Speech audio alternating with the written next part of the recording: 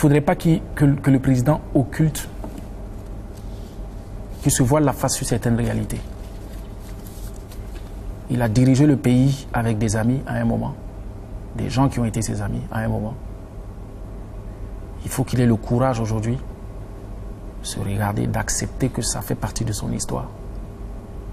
Et dans sa façon, je dirais, il a peut-être l'âge de mon papa, je m'excuse de le dire ainsi, mais dans sa façon de gouverner et de dire les choses, lui, il est le chef. Et dans la parole du chef, il doit avoir beaucoup plus de tolérance et d'amour. S'il n'y a pas de tolérance et d'amour dans la parole du chef, par rapport à tout son vécu et toute son histoire, c'est clair que le peuple va s'aligner dans sa démarche. Et la dernière chose que j'aimerais lui dire, s'il m'écoute, c'est que on n'est pas toujours obligé d'aller dans le sens du peuple.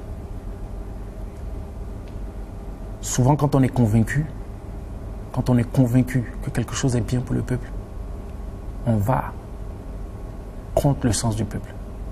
À la fin, peut-être le peuple va comprendre que ce que le mec faisait, c'était bien pour moi. Souvent, j'ai l'habitude de dire que souvent, c'est clair que le peuple, c'est-à-dire c'est la voix du peuple parce que c'est le peuple qui l'a mis là-bas. Mais souvent, le peuple, c'est comme un gros bébé qui est malade et qui refuse de prendre ses comprimés. On l'ouvre la bouche, on lui met dedans. Quand il guérit, il comprend pourquoi on lui mettait ça dans la bouche. La réalité, c'est Sankara, par exemple. Il n'a pas été compris au début. Mais c'est quand il est parti qu'on a compris tout le sens et la noblesse de ce qu'il avait inculqué au Burkinabé. Donc, qu'il n'ait pas peur, souvent de prendre des décisions, d'en assumer les conséquences s'il trouve que c'est bien pour le peuple. Et qu'il sache aussi taper la main sur la table. C'est ce que les gens entendent. Qu'il soit beaucoup plus autoritaire.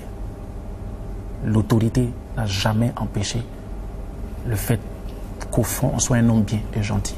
Mais il faut qu'il soit autoritaire.